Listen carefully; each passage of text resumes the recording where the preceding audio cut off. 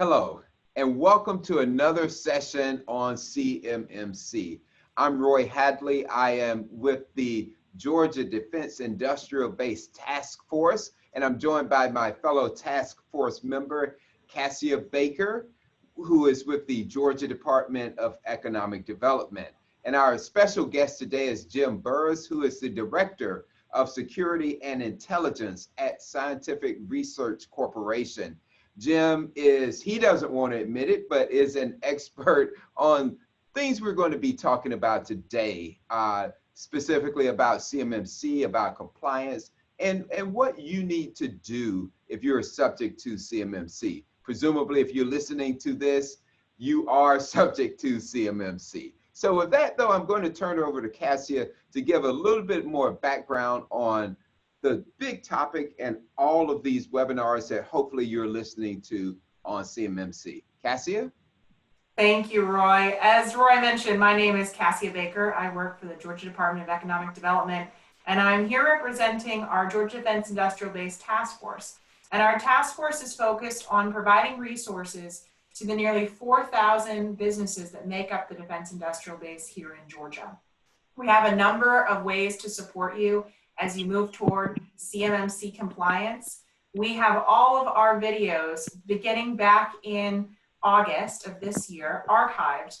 tagonline.org-GADIBT is what you can type into your browsers to find all the videos archived for your convenience. You might also consider visiting us at georgia.org/cybersecurity-edge. And that is our landing page, which has links to all kinds of resources to help you navigate CMMC.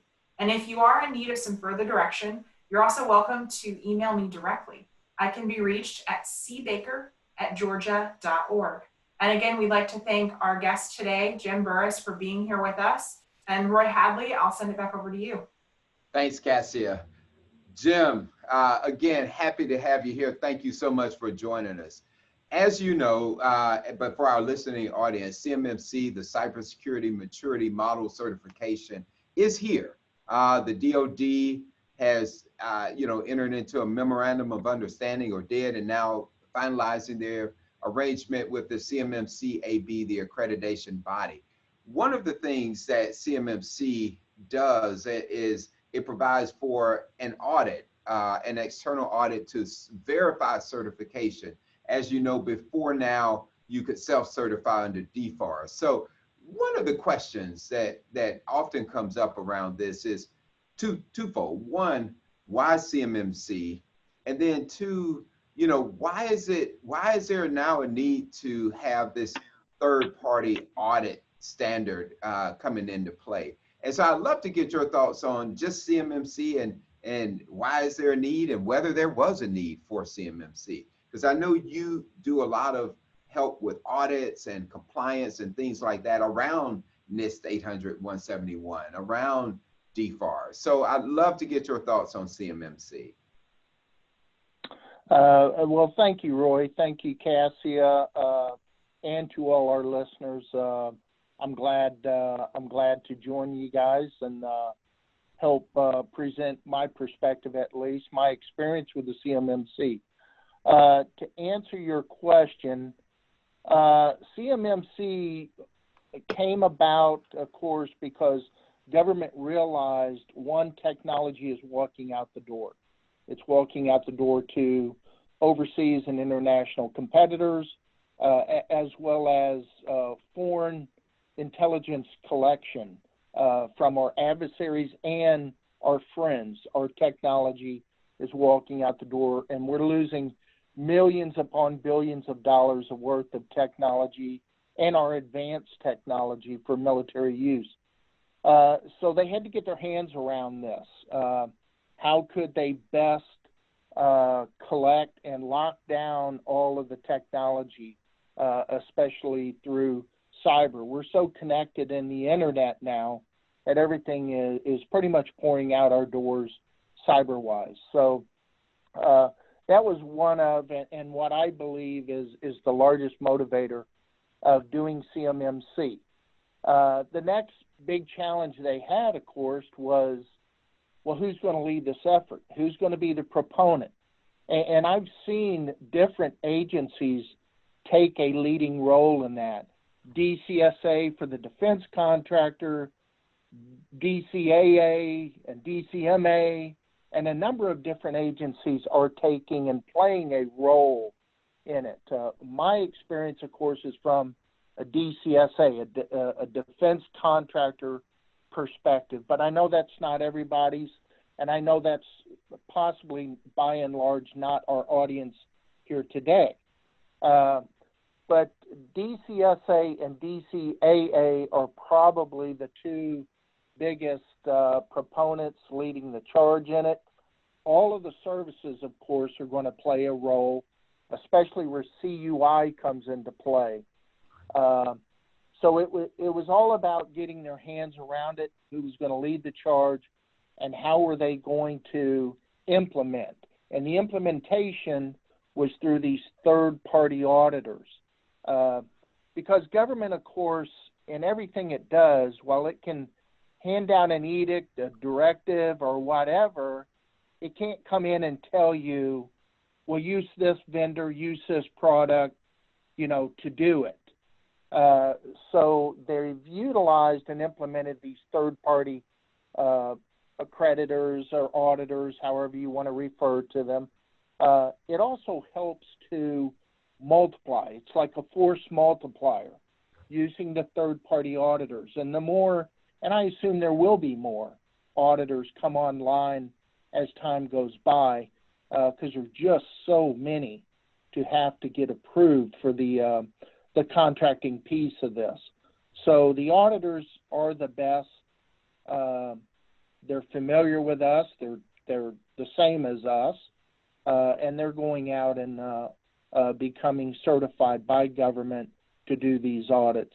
I hope that answers your question, but it I believe that absolutely is. does. Absolutely. And you said something I'm going to kind of latch on to here, and especially for our listening audience. One of the things obviously is you've got this third-party audit happening. And for a lot of people that are in the DoD supply chain, and it's estimated it's like 400,000 people in the DoD supply chain, a lot of these, especially people that are going to have to get a level 1 or level 2 certification, maybe even level 3, that's roughly equivalent to NIST 800-171. This is their first audit, their first external audit. They've done self-assessments before, but, I read somewhere that like only 35% of people that self-assess and say they've met all the requirements actually met them. So I think that's one of the reasons why you're seeing this third-party audit. But I want to go to the audit here for a second and really talk about it, because this is their first instance of being audited. And so the question becomes, what do they need to do? How do they need to prepare for this audit? CMMC, obviously you have the guidelines and the things that you're supposed to certify to, but how would you say, excuse me, what would you say to a company that this is their first audit? How should they prepare for that audit? What should they do given the CMMC requirements? Yeah. Well, first and importantly, understand government just released the interim final rule, as they're calling it.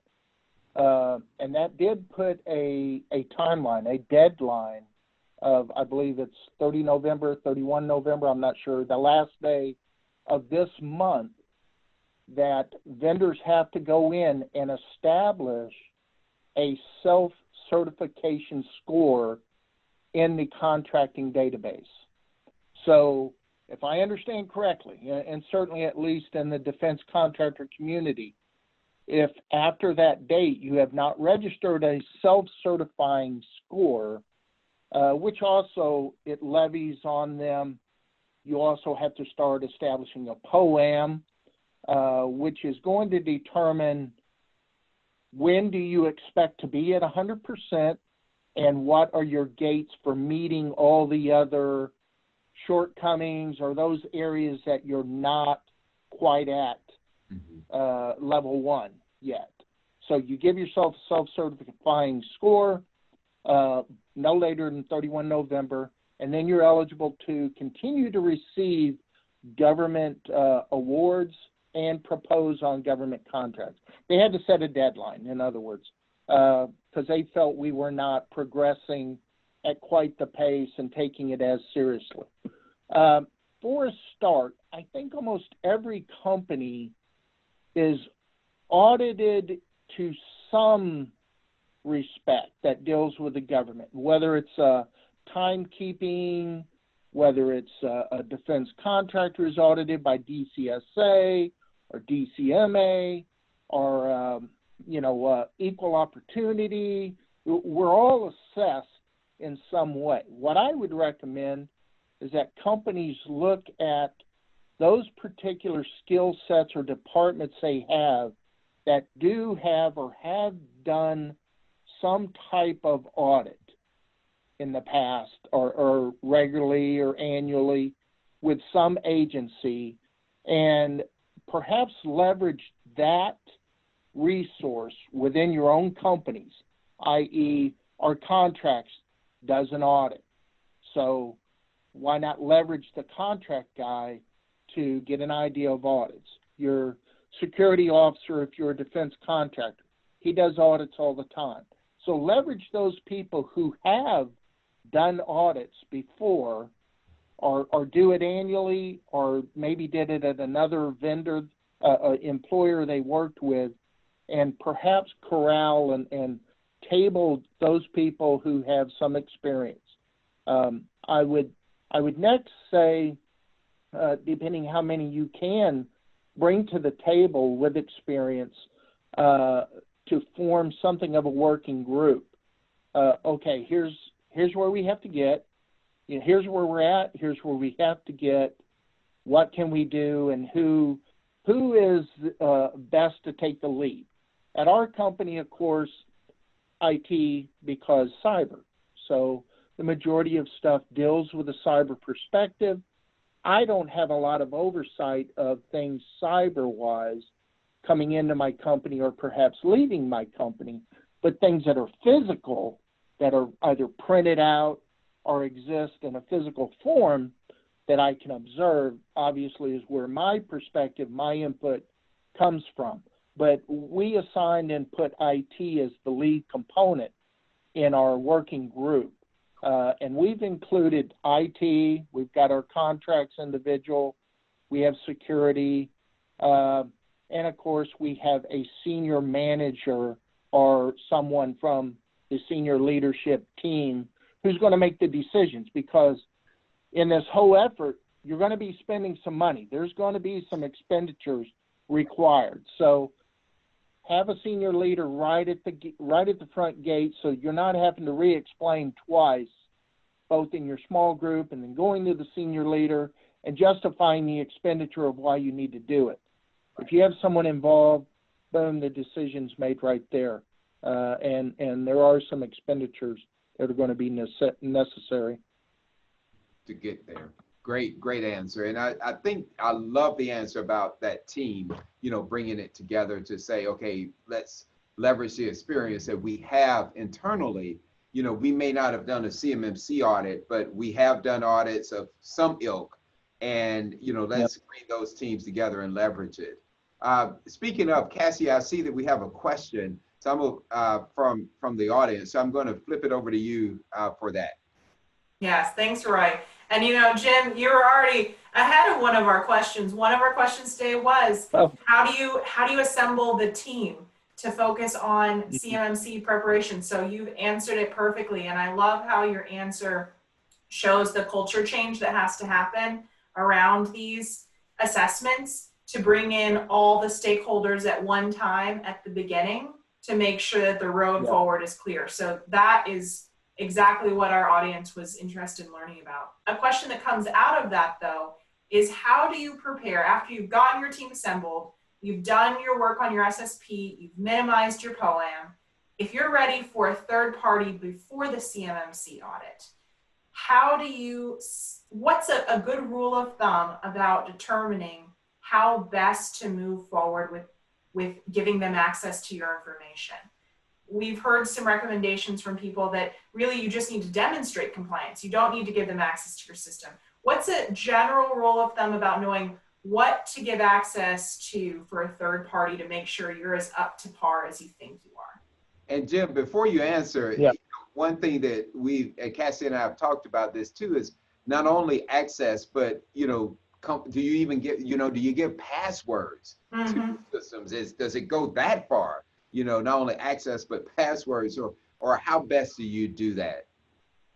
Yeah. And of course, I don't think anyone has had to deal with the third-party auditors as of yet. So it's kind of a question that's I can't answer yet because no one has had them in yet. But I think with anything like that, especially when you're dealing with anything sensitive or that deals with the controlled environments and things, obviously you have to have agreements on file. You have to have non-disclosures established and on file before you're turning over and giving any type of sensitive information over to. I believe that the auditors, there will be nothing that you're going to have to give, quote unquote, in advance.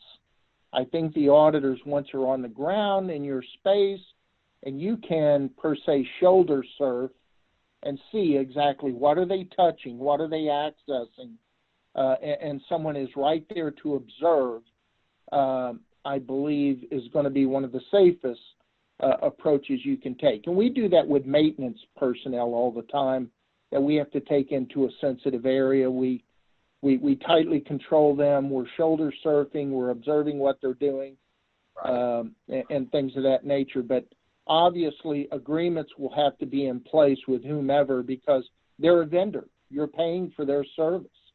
So they've already been vetted by government. They're a U.S. entity. They're approved.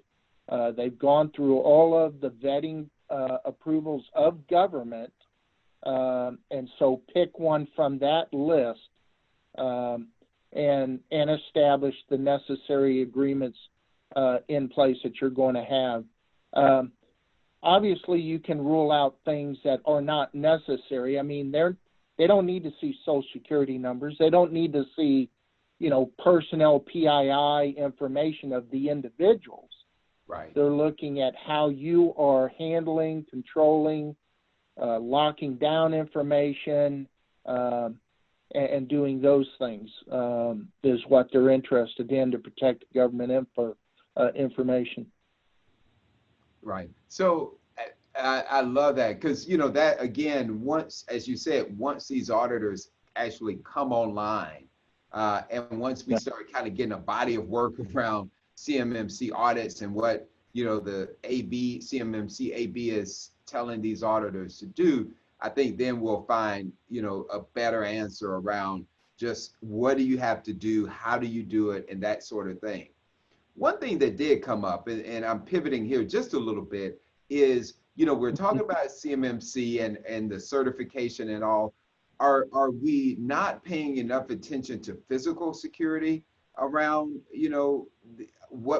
this very sensitive information? I know a lot of data breaches still happen because of physical security issues. And so are we not paying enough attention to that when we start talking about CMMC, or are we paying enough attention to it still? Well, I think, again, on the defense contractor side of the house, they probably have already paid some modicum of attention to it. Okay. But your other companies that are not defense contractors who don't have quote unquote sensitive or classified information on site or in that facility probably have not. And I do think it's and not because it's my bailiwick, but I do think it's a very important aspect of the whole CMC thing that could perhaps satisfy a lot of the requirements.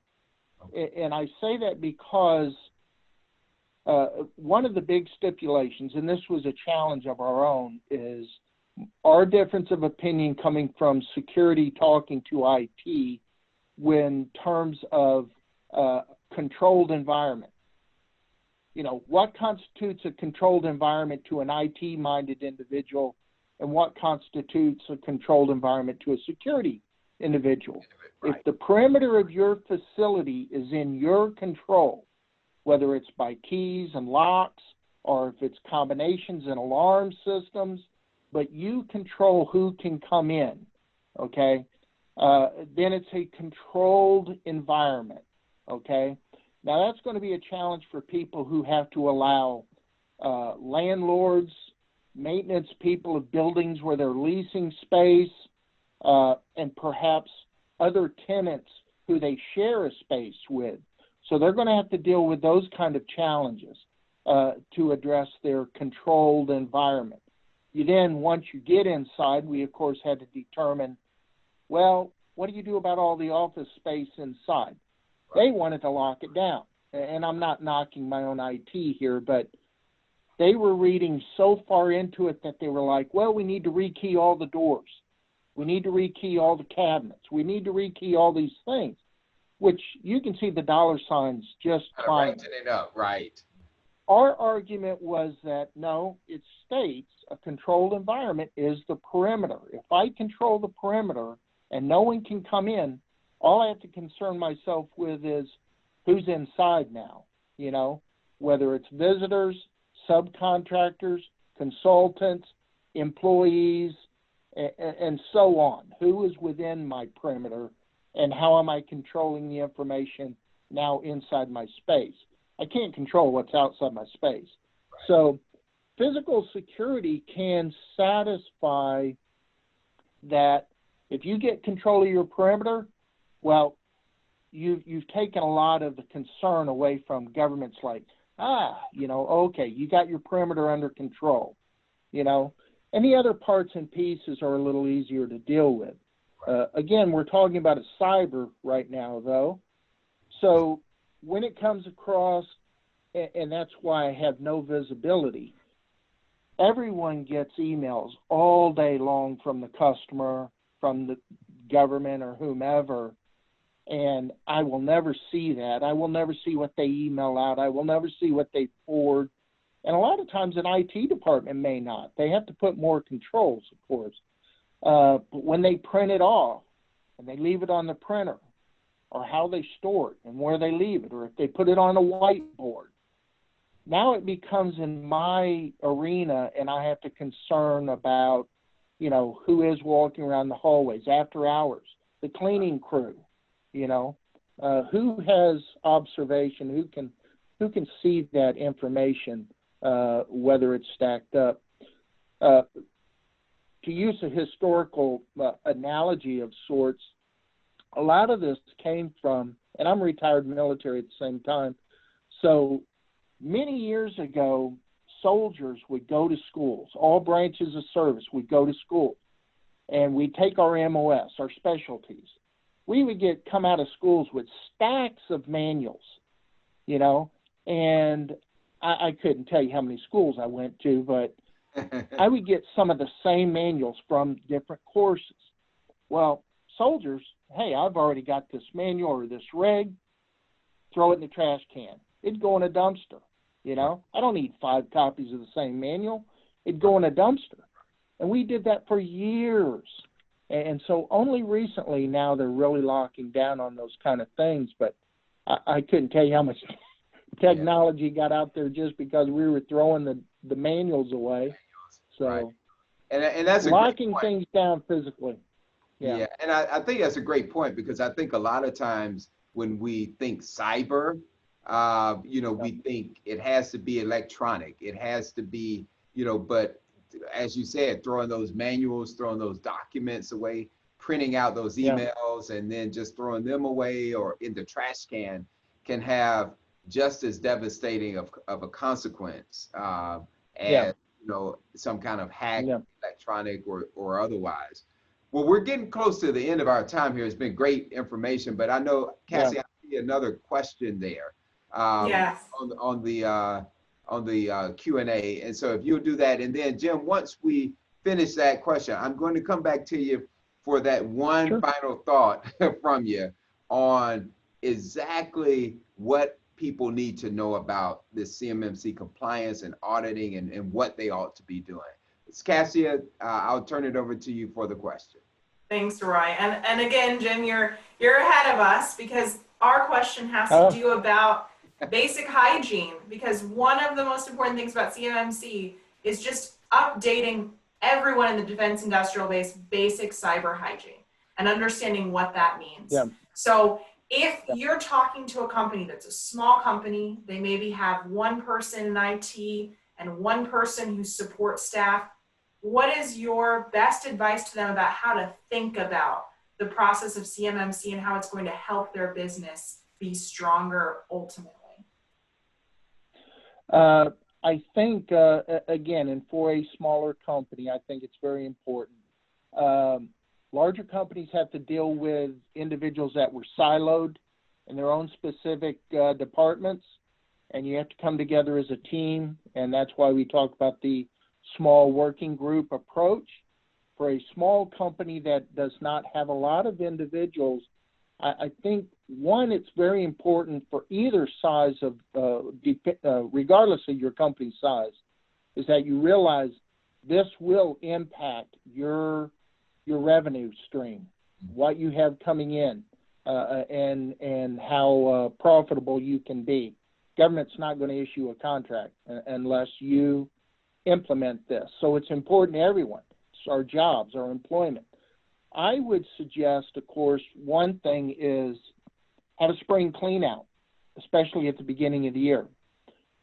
Go through, make all of the programs, all of the contractors, all of the supervisors, everyone go through, clean house. We've got things on shelves. We've got things in jewel cases, CD-wise. It's spread all over our companies. Go through, do a spring cleaning, and have that destroyed, or if you no longer need it. And kind of clean house, literally. Do a maintenance, as you said. Get a clean house and start from there.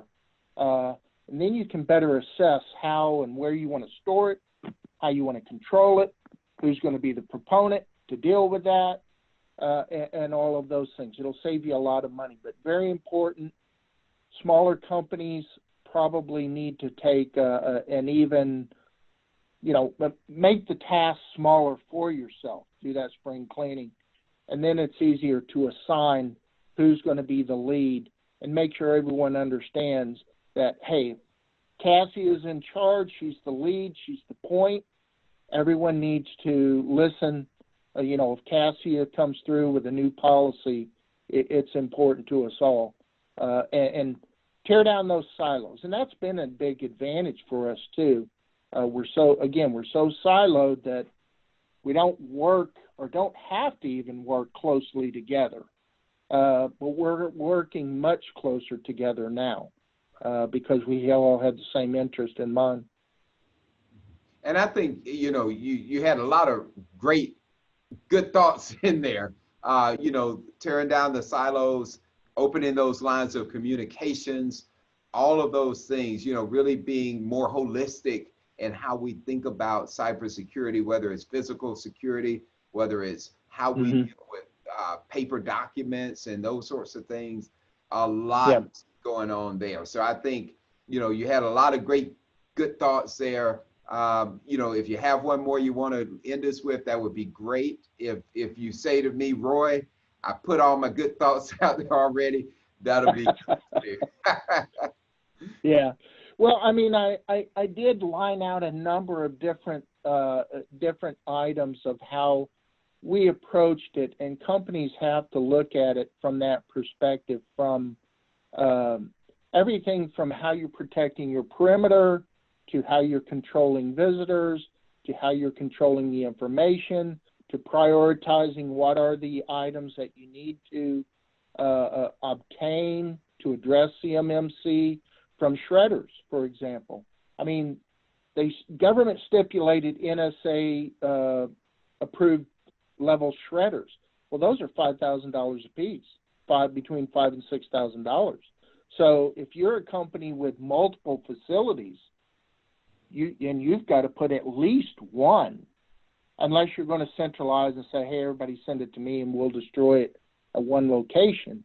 But again, that's a $5,000 shredder for a small general purpose shredder. If you're a company that handles volumes of printed documents and marked documents, this is grows quickly, so you can't pay third-party vendors to shred it. It doesn't meet the level. So there's a lot of expenditure. That's why I said do the spring cleaning, for example, right out of the gate. And that look for other companies to partner with as well. Don't try and take the volume and the cost all unto yourself.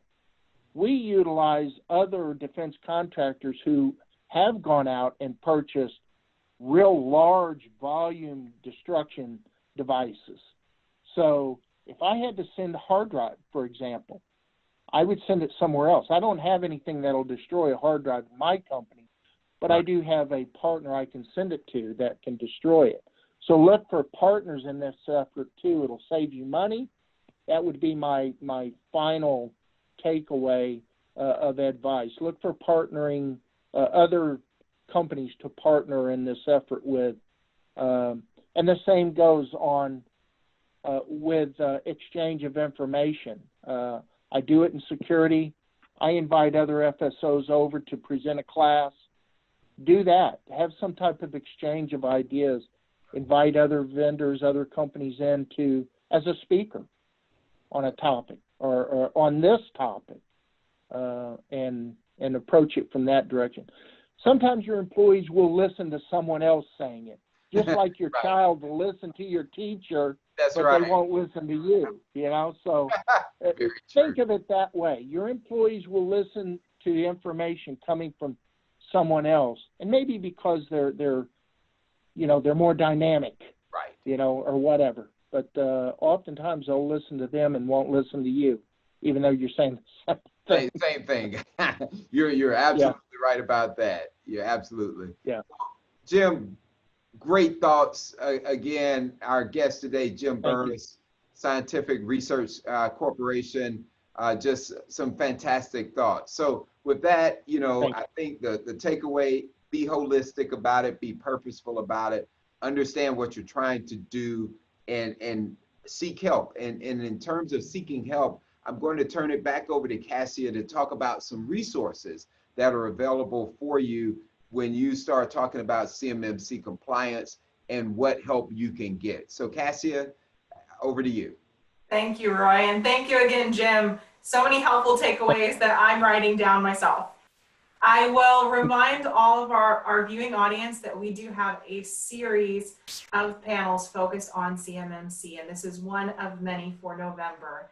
We are here to help support the CMMC journey. The Georgia Defense Industrial Base Task Force is a partnership between the Georgia Department of Economic Development and the Technology Association of Georgia, and we have a number of webinars that have been pre-recorded already for you to view to learn more about CMMC.